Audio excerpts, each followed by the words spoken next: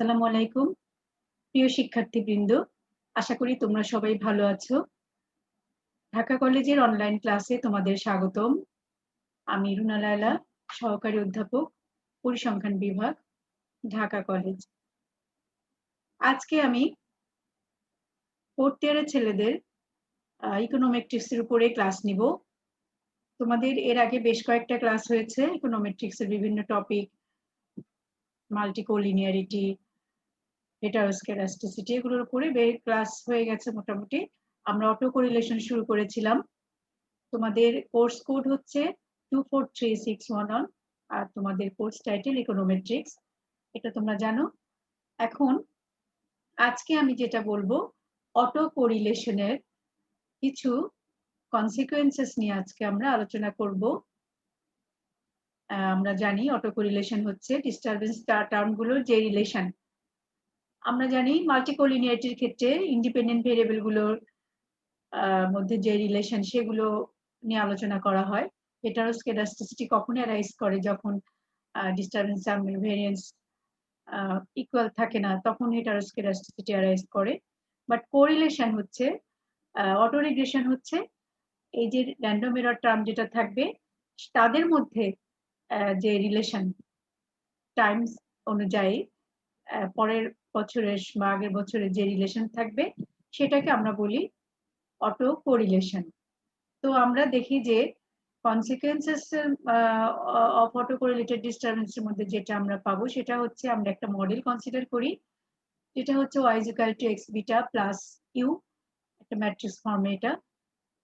তো ইউটি আমরা জানি যে rho U T -1 plus epsilon T T is equal to 1 to up to n, এটা হচ্ছে first order auto regressive disturbance model with the first order auto regressive disturbance.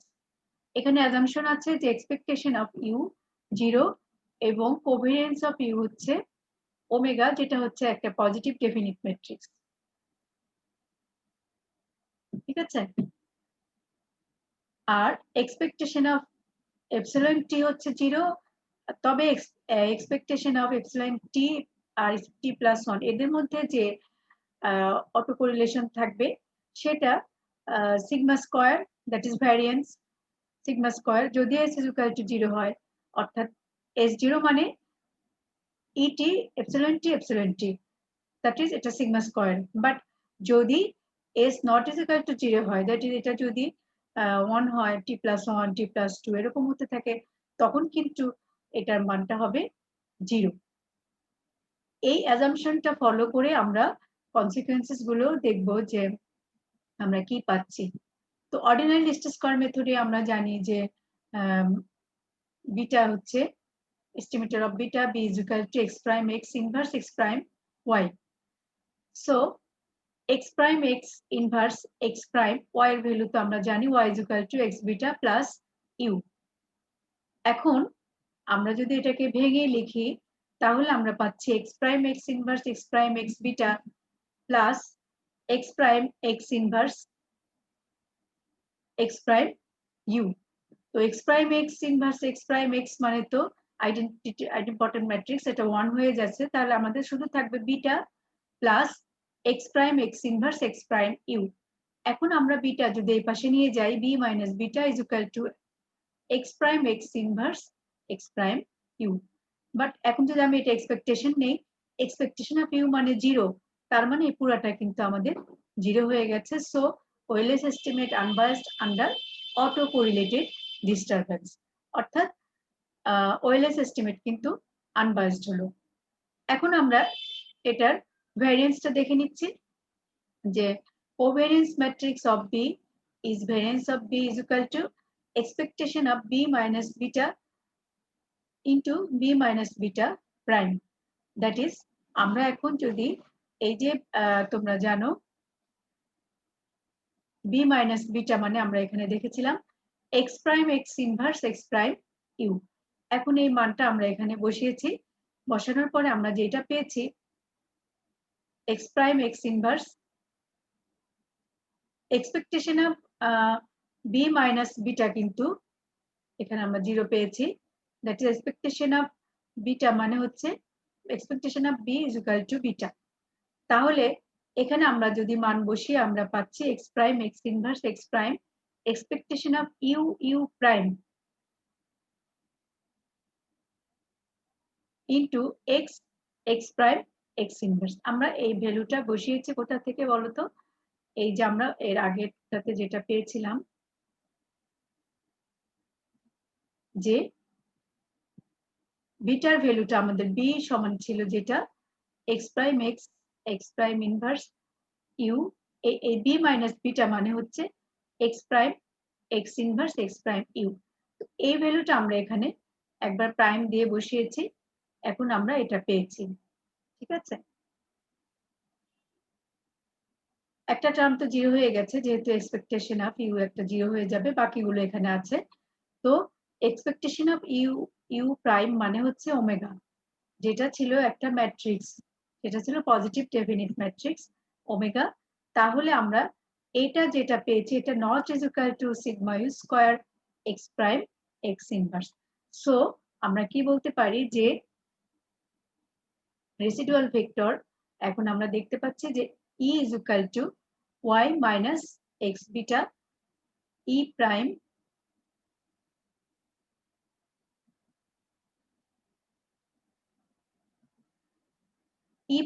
e is equal to y prime h bar y is equal to u prime h bar u. এখানে কিন্তু আমরা দেখেছি যে y minus x beta, এখানে আমরা কিন্তু x এর beta এর মান বসিয়েছি, মান বসানোর পরে আমরা কি করেছি y কমন নিয়েছি, কমন নেওয়ার পরে যেটা আসছে সেটা আমরা বলেছি যে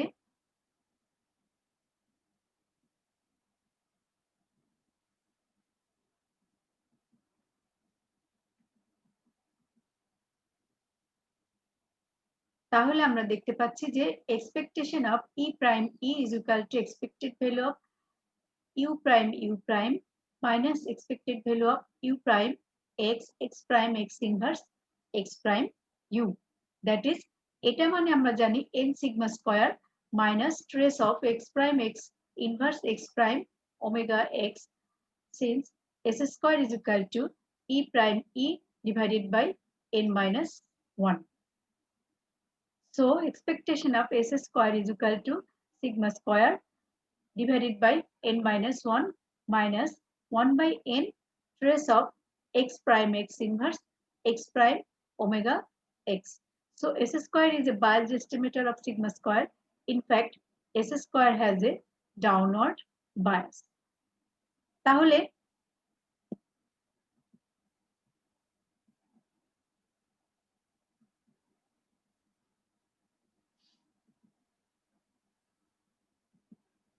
এখন আমরা দেখতে পাচ্ছি যে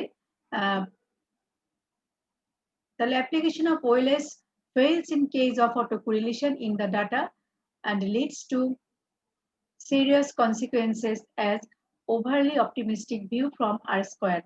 Narrow confidence interval, usual T ratio and F ratio test provide misleading results.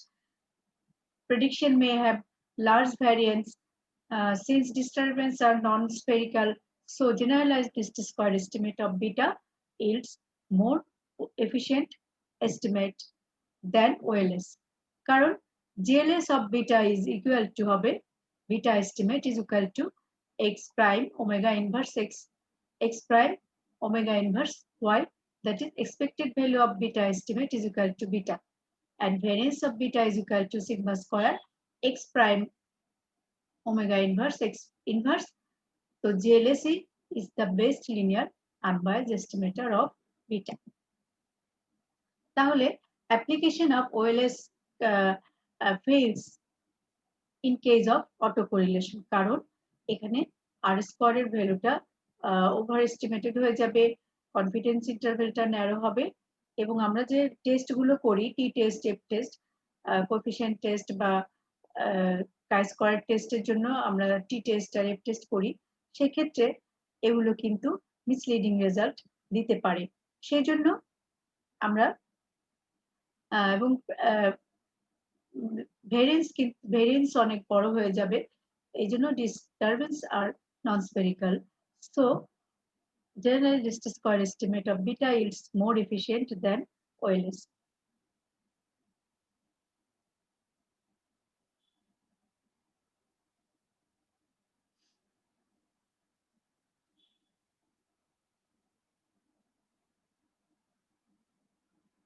তাহলে আমরা এখন দেখতে পাচ্ছি যে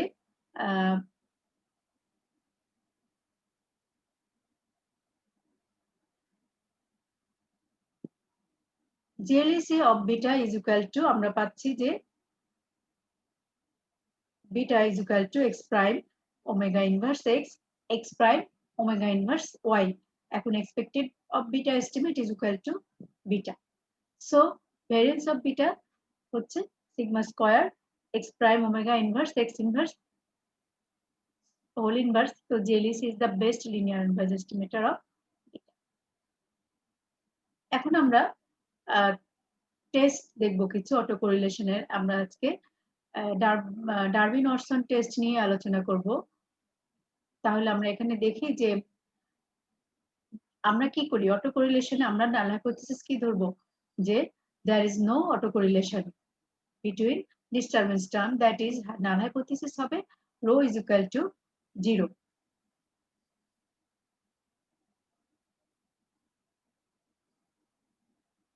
তাহলে আমরা এখানে দেখতে পাচ্ছি যে ফার্স্ট অর্ডার অটো রিগ্রেশনের ক্ষেত্রে আমরা ধরে নিচ্ছি যে rho is equal to 0.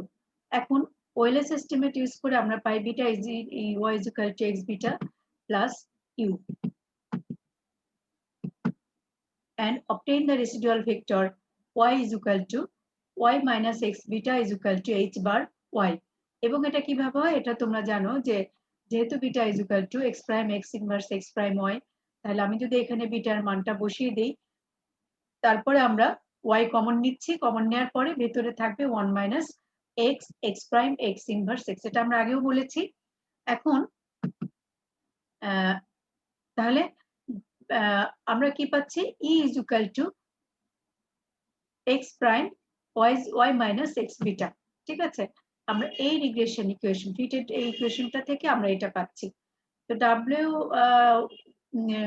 Darwin-Orson টেস্টের ক্ষেত্রে আমরা যেই টেস্ট স্ট্যাটিস্টিকটা ইউজ করি সেটা হচ্ছে যে d is equal to et minus 1 whole square divided by sum of et square. Some of et square, এখন a minus b whole square এর ফর্মুলায় আমরা এটাকে ভেঙেছি, ভাঙলে যেটা পাচ্ছি sum of et square divided by et square plus sum of et minus 1 divided by sum of et minus et square, ঠিক আছে। এখানে একটা স্কয়ার হবে, এখানে একটা স্কয়ার হবে, এটা মিস হয়ে গেছে তোমরা খেয়াল করো, এখানেও একটা স্কয়ার হবে এবং 2 সাম of et minus 1 divided by sum of et square. তো আমরা এখানে দেখতে পাচ্ছি যে এই ফর্মুলায় ভাঙার পরে এখানে t is equal to n to up to n 2 to up to n আর এখানে হচ্ছে t is equal to 1 to up to n, কিন্তু আমরা পরবর্তী পেজে যে দেখি যে n যদি লার্জ হয় তাহলে এখানে আমরা দেখতে পাচ্ছি যে ফর লার্জ n যদি আমি n অনেক বড় ধরি তাহলে এটা এটা এটা ইকুয়াল হয়ে যাবে, that is et sum of et square divided by sum of et square is equal to 1 plus sum of et minus 1 divided by sum of et square, এটা স্কয়ার হবে, আমি আবারও বলছি এখানে একটু প্রিন্টিং মিস্টেক আছে, minus 2 et minus 1 et square।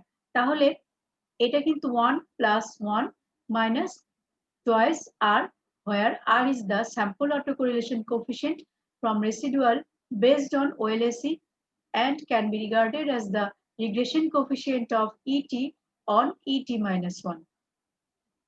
এটাকে আমরা বলছি correlation coefficient, দুইটা এরর টার্মের correlation coefficient।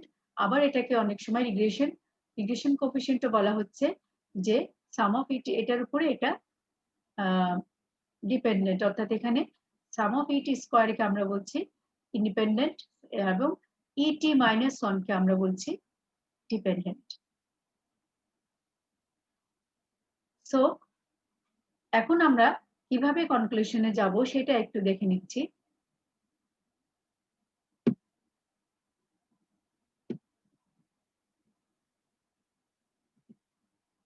এখন এখন r এর ভ্যালু আমরা জানি -1 থেকে +1, ঠিক আছে?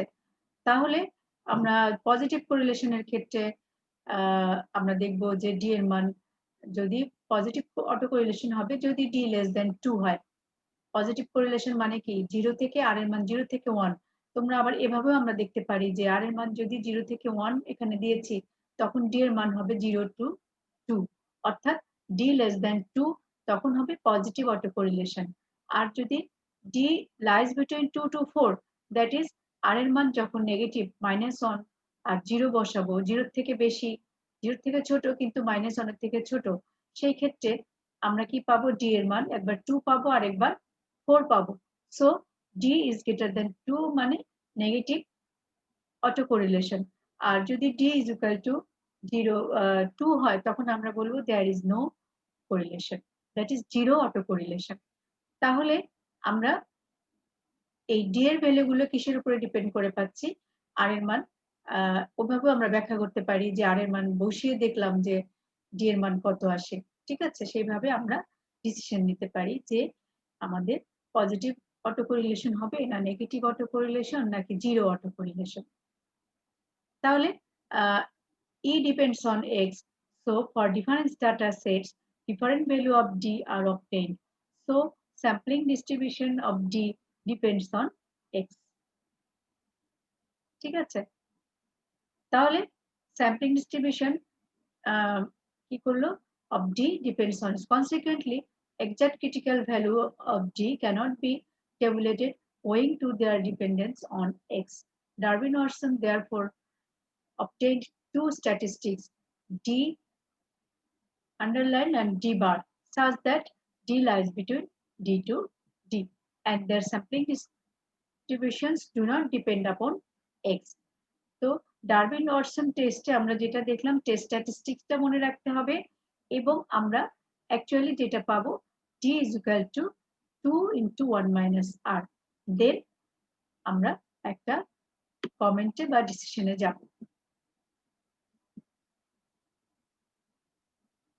এখন এখানে কিন্তু একটা টেবিল ফলো করেছি আমরা যে সাধারণত critical values for 15 to 100, n এর মান 15 to 100 and k less than 5,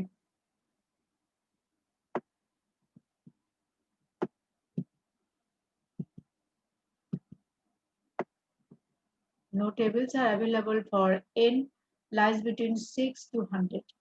এখন critical values হচ্ছে dl and du respectively. এখন দেখো যে নাল হাইপোথিসিস আমরা ধরেছিলাম rho is equal to 0, ঠিক আছে? তাহলে নেচার অফ অল্টারনেটিভ হাইপোথিসিস কি হতে পারে? rho is greater than 0, rho less than 0, rho not is equal to 0। তোমরা জানো এখানে ওয়ান টেইল বা টু টেইল দুই ধরনেরই বলা হয়েছে। এটা বলা হয়েছে রাইট টেইল, এটা বলা হয়েছে লেফট টেইল, এটা হচ্ছে two tail test, that is rho is greater than 0। এখন যদি d less than dl তখন d is greater than du, অর্থাৎ নাল হাইপোথিসিসটা আমরা রিজেক্ট করব। অল্টারনেটিভ হাইপোথিসিস যদি আমাদের রো ইজ গ্রেটার দ্যান 0 ধরি তখন reject null hypothesis when d less than d1, ঠিক আছে? Retain null hypothesis when d is greater than du. The test is inconclusive when d lies between dl to du, অর্থাৎ আমাদের d যদি dl এর চেয়ে ছোট হয় তখন নাল হাইপোথিসিস আমরা রিজেক্ট করব, আর d যদি du এর চেয়ে বড় হয় তখন আমরা নাল হাইপোথিসিস অ্যাকসেপ্ট করব। আর যদি d lies between dl to du তখন কিন্তু আমরা কোনো the test is inconclusive। একইভাবে আমরা যখন alternative hypothesis rho less than 0 ধরবো তখন এইটাতে এই ফরম্যাটে আমরা ডিসিশন নিব যে d is greater than 4 minus DL যদি হয় তখন রিজেক্ট নাল hypothesis, D less than 4 minus DU যদি হয় তখন accept null alternative null hypothesis. Otherwise যদি D lies within 4 minus DU এবং 4 minus DL তখন the test is inconclusive. আবার টু টেইলের ক্ষেত্রে কিন্তু যখন আমরা ধরছি যে rho not is equal to 0, সেই ক্ষেত্রে যদি D less than DL or D greater than 4 minus DL, তোমরা দেখো তখন উপরে দুইটাই আমরা এখানে কনসিডার করছি যে D less than DL হলেও নাল হাইপোথিসিস রিজেক্ট করব, অথবা D is greater than 4 minus DL হলেও নাল হাইপোথিসিস রিজেক্ট করব। আর D is greater than যদি D lies between DU to 4 minus DU তখন আমরা কি করব, নাল হাইপোথিসিস অ্যাকসেপ্ট করব। আর যদি দেখো যে D lies between DL to DU অথবা D lies between 4 minus DU to 4 minus DL, that is আগের মতোই, আগে যে দুইটা ডিসিশন আমরা দেখেছিলাম, এরকম যদি কোনো কনক্লুশন আসে তখন আমরা কি বলবো, দ্য টেস্ট ইজ ইনকনক্লুসিভ। এবং DL এবং DU এর ভ্যালু টেবিল থেকে আমরা ক্যালকুলেট করে থাকি। এখন আমরা দেখতে পাচ্ছি যে এই ডারউইন-ওয়াটসন টেস্ট কিভাবে আমরা নাল হাইপোথিসিস ধরে অল্টারনেটিভ হাইপোথিসিস তিনটা ধরেছি, one tail, two tail, that is left tail, right tail, ধরে কখন আমরা নাল হাইপোথিসিস রিজেক্ট করব, কখন অ্যাকসেপ্ট করব, ডিটেইলস আমরা এই টেবিল থেকে দেখতে পাচ্ছি। এবং DL আর DU এর ভ্যালু টেবিল থেকে ক্যালকুলেট করে আমরা একটা কমেন্টে আসবো বা ডিসিশন নেব। ঠিক আছে, তাহলে ডারউইন-ওয়াটসন টেস্টে আমাদের যেটা মেইনলি জানার কথা সেটা হচ্ছে যে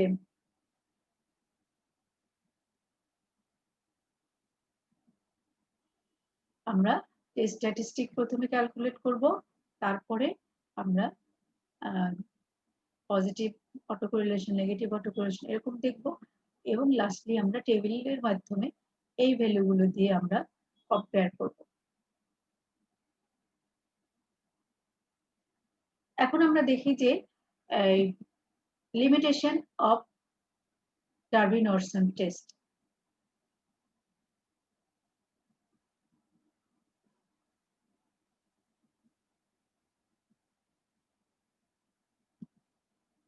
তো লিমিটেশন আমরা দেখতে পাচ্ছি যে if D falls in the inconclusive zone, তোমরা দেখো if D falls in the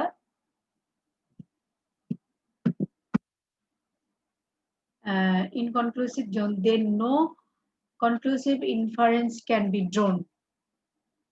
ঠিক আছে, এটা স্বাভাবিক কথা যে যদি আমাদের D এর মানটা ইনকনক্লুসিভ জোনে পড়ে, আমরা টেবিল থেকে যেটা দেখলাম, সেই ক্ষেত্রে কিন্তু আমরা কোনো কনক্লুসিভ ইনফারেন্স ড্র করতে পারবো না। ঠিক আছে, তো এই ক্ষেত্রে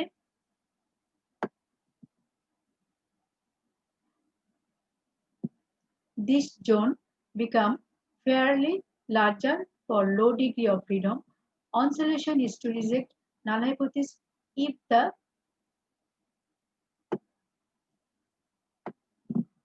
if the test is inconclusive. So আমরা যদি ইনকনক্লুসিভ রেজাল্ট পাই সেই ক্ষেত্রে কিন্তু আমরা বলে দিব যে আমরা নাল হাইপোথিসিসটা রিজেক্ট করছি। A better solution is to modify that test as reject null hypothesis when D less than DU, accept null hypothesis when D is greater than DU. This test gives a satisfactory solution when values of xi are changed slowly, that is price, expenditure, etc. তাহলে যদি প্রাইসটা খুব slowly change হয় বা কোনো variable slowly change হয় তখন এই ডারউইন-ওয়াটসন টেস্টটা একটা স্যাটিসফ্যাক্টরি রেজাল্ট দিতে পারে। আদারওয়াইজ কিন্তু যদি ইনকনক্লুসিভ জোনে পড়ে তখন আমরা কিন্তু একটা ইনকনক্লুসিভ ডিসিশন, তখন আমরা আলটিমেটলি বলে দিব যে নাল হাইপোথিসিস রিজেক্টেড। অথবা আমরা একটা সলিউশন আসতে পারি যেটা হচ্ছে একটা সিম্পল বিষয়, আমরা ধরে নিতে পারি যে যদি ডি এর ভ্যালুটা আমরা আপার লিমিট ডিইউ তে যদি ছোট হয় তখন রিজেক্ট করব, আর ডিইউ তে যদি বড় হয় তখন আমরা নাল হাইপোথিসিস অ্যাকসেপ্ট করব। দ্যাট ইজ টেবিল ভ্যালুটা আমরা ডি একটাই ধরবো, ডিইউ ধরবো।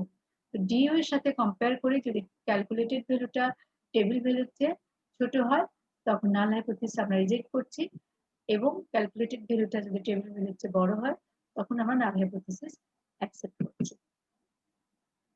এবং এই ডারউইন-ওয়াটসন টেস্টটা তখনই স্যাটিসফ্যাক্টরি রেজাল্ট দিবে যদি এক্সেস চেঞ্জটা খুব স্লোলি হয়। Number 2, Darwin-Watson test is not applicable when the intercept term is absent in the model. In such a case, we can use another critical values, say dm in place of dl. The tables for critical values dm are available. এখানে একটা কথা বলা হলো, যেটা হচ্ছে যে যদি intercept term absent থাকে সেই ক্ষেত্রে ডারউইন-ওয়াটসন টেস্টটা কিন্তু অ্যাপ্লিকেবল না। সেই ক্ষেত্রে আমরা আলাদা একটা ক্রিটিক্যাল ভ্যালু ইউজ করতে পারি, সেটা হচ্ছে ডিএম। ডিএল এর জায়গায় ডিএম ইউজ করতে পারি এবং এটা অ্যাভেলেবল, এই ভ্যালুটা আমরা টেবিল থেকে পেতে পারি। নেক্সট আমরা দেখি যে নাম্বার 3 কি আছে। নাম্বার 3 তে আছে the test is not valid when lag dependent variable appear as explanatory variable. অর্থাৎ এই টেস্টটা তখন ভ্যালিড হবে না যদি ল্যাগ ডিপেন্ডেন্ট ভেরিয়েবল আমরা এক্সপ্লেনেটরি ভেরিয়েবল হিসেবে ইউজ করি। সাপোজ আমরা এখানে বলেছি যে this test yt is equal to bt b1 yt minus 1 beta 2 yt minus 2 beta ty beta r yt minus r up to এভাবে গেল up to ut. That is ut is equal to rho ut minus 1 et. In such case Darwin-Watson test is used. তাহলে কিছু limitation আছে Darwin-Watson টেস্টে, সেগুলো আমরা একটু দেখে নিলাম। এখন আমরা যেটা আজকে যা যা পড়া হয়েছে একটু রিভিউ করে আসি, যে যেহেতু এটা অটো কোরিলেশনের উপরে আমরা আজকে ক্লাস নিলাম, আমরা এটাতে আরো কিছু টেস্ট আমরা দেখব পরবর্তী ক্লাসে। আমরা আজকে যেটুকু দেখলাম কিছু কনসিকুয়েন্সেস দেখলাম, যে এটা bias unbiased estimate, ordinary least square estimate, beta unbiased, but variance is not variance is unbiased. Then কিছু OLS fails কোন কোন ক্ষেত্রে OLS টা ফেল করছে বা আমরা কি ঘটনা ঘটছে OLS ফেল করলে, সেটা আমরা একটু দেখে নিলাম। যে এখানে 4টা পয়েন্ট আছে, যে কনফিডেন্স ইন্টারভ্যাল ন্যারো হবে, ছোট হবে, আর আর স্কয়ারটা ওভারলি অপটিমিস্টিক হবে, এবং রেজাল্ট যে আমরা সিগনিফিকেন্সি টেস্টগুলো করব সেই রেজাল্টগুলো সঠিক হবে না। এছাড়া আরেকটা দেখলাম যে লার্জ ভেরিয়েন্স, এগুলো হচ্ছে অটো কোরিলেশনেরও, এগুলো হচ্ছে কনসিকুয়েন্সেস। এগুলো তোমাদের জানা, আগেও ক্লাসে আমি বলেছি কনসিকুয়েন্স অফ অটো কোরিলেশন, সেটা ওএলএস রিলেটেড অ্যাকচুয়ালি। এরপরে আমরা দেখেছি যে জেএলএসি the best linear unbiased estimator. Then আমরা দেখছি যে তারপর আমরা ডারউইন-ওয়াটসন টেস্টটা করলাম। এখানে আমরা ডারউইন-ওয়াটসন ডি স্ট্যাটিস্টিক ইউজ করে করেছি। এটার জন্য কখন কোন ডিসিশন নিতে হয় সেটা আমরা দেখেছি, এবং D is equal two 2 × 1 - r, এভাবে আমরা ডিসিশন নিতে পারি। আর এরপরে আমরা দেখলাম যে এটা একটা টেবিলের মাধ্যমে একটা আলোচনা করা হয়েছে যে ডিসিশনটা কি নেওয়া যায়, কোন ক্ষেত্রে কোন ধরনের ডিসিশন, কখন নাল হাইপোথিসিস অ্যাকসেপ্টেড, কখন রিজেক্টেড। 3 ধরনের অল্টারনেটিভ হাইপোথিসিস আমরা জানি আছে, তোমরাও জানো, যে একটা হচ্ছে ওয়ান টেইল, একটা হচ্ছে টু টেইল।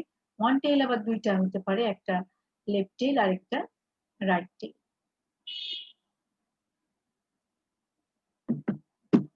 তাহলে আমরা এই আজকে যা দেখলাম অটো কোরিলেশন এবং ইকোনোমেট্রিক্স এর ইম্পর্টেন্ট একটা পার্ট অটোকুলেশন। এটার উপরে তোমাদের এই ডারউইন-অরসন টেস্ট দিয়ে আমরা কিন্তু প্র্যাকটিক্যাল করব। আগে থিওরিটা শেষ করি, পরবর্তীতে আমরা এই টেস্ট স্ট্যাটিস্টিক দিয়ে প্র্যাকটিক্যাল করব। এছাড়া আরো যা যা আমরা করেছি এর আগে, মাল্টিকোলিনিয়ারিটি, হেটারোস্কেডাস্টিসিটি, সবকিছুর উপরেই তোমাদের প্র্যাকটিক্যাল প্রবলেম থাকবে। তো এই চ্যাপ্টার গুলোর সাথে সাথে তোমাদের কাছে আমরা বলবো যে তোমরা থিওরিটিক্যাল বিষয়গুলো ভালো মতো বুঝে নাও, না হলে টেস্ট প্র্যাকটিক্যাল বিষয়গুলোতেও তোমাদের একটু সমস্যা হতে পারে। তো এগুলো আমরা এই টেস্ট স্ট্যাটিস্টিক এবং কিভাবে ডিসিশন নিব এই টেবিলটা আমরা ফলো করে ডারউইন-অরসন টেস্টটা আমরা দেখব, এবং কিছু যে লিমিটেশন আছে ডারউইন-অরসন টেস্টে সেগুলো আমরা একটু আলোচনা করেছি, যে যখন ভ্যালু খুব স্লোলি চেঞ্জ হবে তখন একটা স্যাটিসফ্যাক্টরি রেজাল্ট পাবো, কিন্তু ভ্যালুগুলো যদি হঠাৎ চেঞ্জ হয়ে যায়, প্রাইস, এক্সপেন্ডিচার, এগুলোর ক্ষেত্রে আমরা এটা ইউজ করতে পারি, ডারউইন-অরসন টেস্ট ইউজ করতে পারি। এবং আরেকটা কথা বলেছি, যদি ইন্টারসেপ্টার না থাকে, অ্যাবসেন্ট থাকে, তখন কিন্তু আমরা ডিএল এর পরিবর্তে ডিএম ইউজ করব, যেখানে ক্রিটিক্যাল ভ্যালুস ডিএম আর অ্যাভেলেবল। সো আজকে আমরা এখানে শেষ করি তাহলে। সবাই ভালো থাকো, পরবর্তী ক্লাসে আবার দেখা হবে। সবাই এতদিন পর্যন্ত আমরা সবাই প্রার্থনা করি সবাই সুস্থ থাকি, বেঁচে থাকি, আল্লাহ সবাইকে ভালো রাখুন। তোমরাও ভালো থেকো। আল্লাহ হাফেজ। ধন্যবাদ সবাই।